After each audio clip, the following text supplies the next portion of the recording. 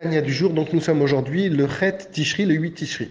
On a expliqué que pour qu'il y ait une création, Me'aïn Leyesh, pour qu'il y ait un projet qui sorte du néant, eh bien il faut une force illimitée.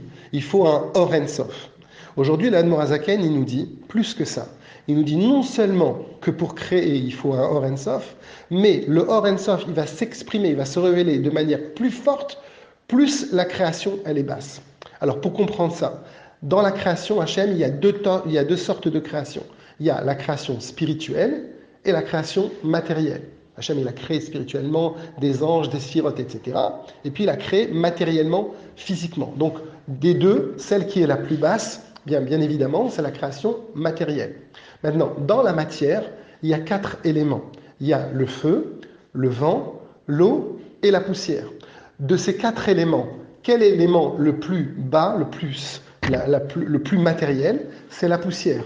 Le feu et le vent sont volatiles, l'eau, les molécules de l'eau sont en mouvement, alors que la terre, c'est statique et c'est la création, si l'on peut dire, la plus matérielle. Eh bien, c'est dans cette création de la terre que va s'exprimer le plus le Or En Sof. Comment? Bien, on a juste à voir la poussée, le fait qu'il y a de la végétation.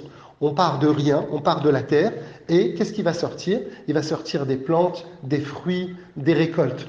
Ça, c'est une création, Me'aïn Leyesh, dans lequel on peut voir. Et en plus de ça, c'est une création Me'aïn Leyesh, dans le sens où c'est quelque chose qui est constant. Ce n'est pas quelque chose qui s'arrête. C'est quelque chose qui est une création vraiment Me'aïn Leyesh, et en plus de la constance. Donc on voit ici quelque chose d'extraordinaire.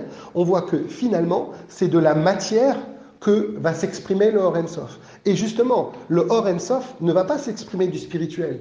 Du spirituel, ça va rester que du spirituel. Un ange, ça restera un ange.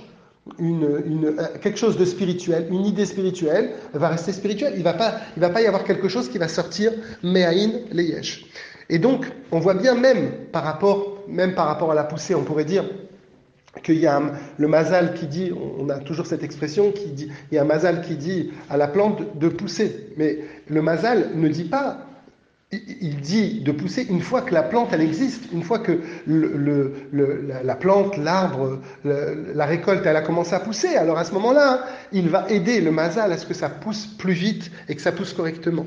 Et donc finalement, on comprend de là que justement, là où va s'exprimer le Or En Sof, c'est beaucoup plus c'est matériel, plus c'est physique, plus il va y avoir du Or En Sof.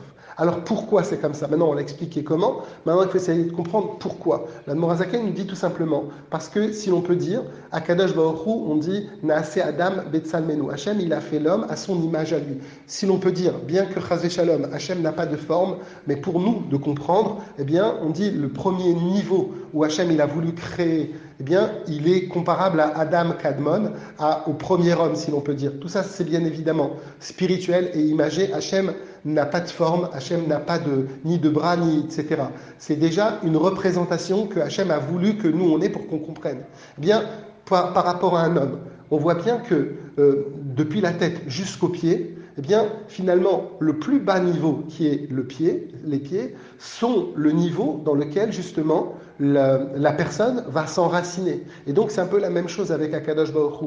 Si l'on peut dire le dernier niveau, là où il va toucher le matériel, eh bien, c'est là où, justement, il va y avoir la plus grande puissance d'Hachem. Pour comprendre ça, on appelle ça le Or Choser, la lumière qui revient. Alors on peut donner un exemple par rapport à la lumière du soleil. On voit bien que le soleil et ses rayons, eh bien, ils vont se diffuser. Quand est-ce que la chaleur des rayons du soleil va être plus forte? Non pas comme on aurait pu le penser dans l'atmosphère quand on est à mi-chemin entre la Terre et le soleil, on pourrait se dire qu'il fait extrêmement chaud. On voit bien que là où il fait extrêmement chaud, c'est quand les rayons du soleil vont frapper l'atmosphère et vont retourner et vont revenir, ce qu'on appelle le Or Choser.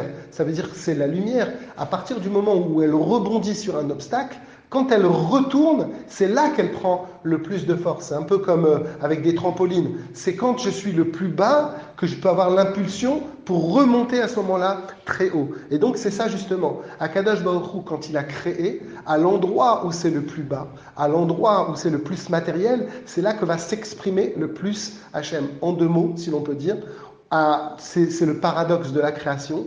Eh bien, Hachem est beaucoup plus visible et beaucoup plus présent si on sait l'observer dans le monde matériel que dans le monde spirituel.